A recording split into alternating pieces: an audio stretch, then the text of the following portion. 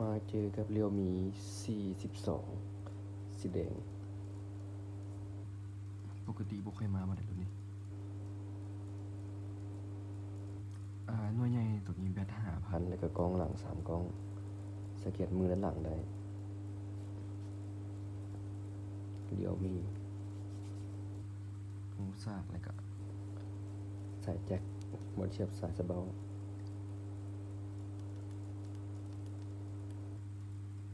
เสียงขึ้นเสียงลงได้เมนูปัดขึ้น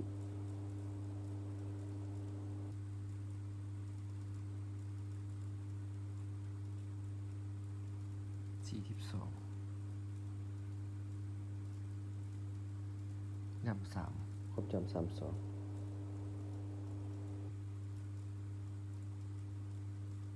งามๆเลยนะ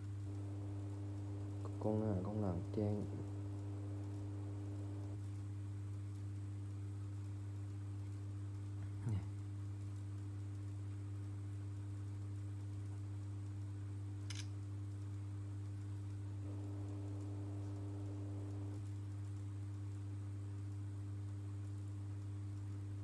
แบบสีเหลือง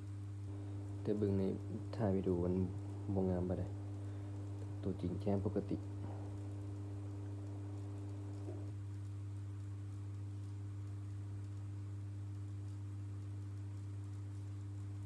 สีแดงเนาะตัวนี้ก็งามหน่วยใหญ่ดี